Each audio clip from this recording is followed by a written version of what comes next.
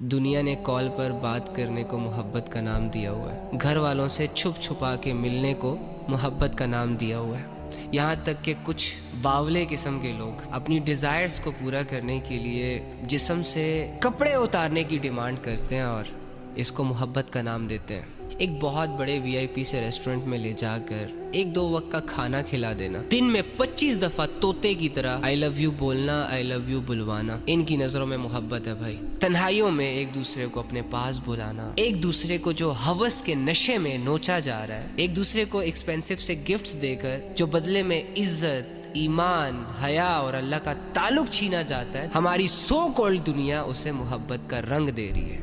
محبت کرنے کے لیے اس دنیا میں ایگزسٹ ہونا بھی ضروری نہیں ہے، محبت تو چہرہ بھی نہیں دیکھتی۔ مجھے بتاؤ کہ نبی صلی اللہ علیہ وآلہ وسلم کو تم سے محبت تھی کہ نہیں؟ تو آپ سب کہیں گے ہاں، نبی علیہ السلام کو ہم سے محبت تھی، لیکن تب تو نبی علیہ السلام ہمیں جانتے تک نہیں تھے، ہم تو اس دنیا میں آئے ہی نہیں تھے۔ تو پھر کیوں ایک شخص امت کی محبت میں راتوں کو اللہ کے سامنے رویا کرتا تھا؟ یعنی اس چیز سے یہ ثابت ہوتا ہے کہ محبت وجہ بنتی ہے انسان کو اللہ کے عذاب سے بچانے کی۔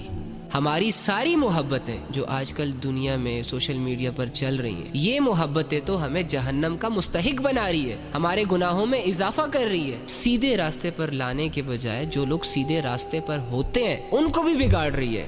یہ سارے کام جو ہے نا، یہ محبت کے نہیں ہیں، یہ ہوس کے ہوتے ہیں، یہ نفس کے ہوتے ہیں۔ نفس چاہتا ہے کہ انسان ذلیل ہو جائے، شیطان چاہتا ہے کہ ایک انسان اللہ کی نظروں میں گر جائے، اس کی آخرت خراب ہو جائے، لہٰذا وہ دنیا کے اپوزٹ جینڈرز کے جھانسے دے کر ایک انسان کو دنیا کی شان و شوکت، دنیا کی رنگینیوں، دنیا کے مزوں میں لگا کر آخرت سے غافل رکھنا چاہ رہا ہوتا ہے۔ جو ریئل محبت ہوتی ہے نا، وہ انسان کی اسٹرینتھ بنتی ہے، وہ انسان کو دنیا سے لڑنا سکھاتی ہے۔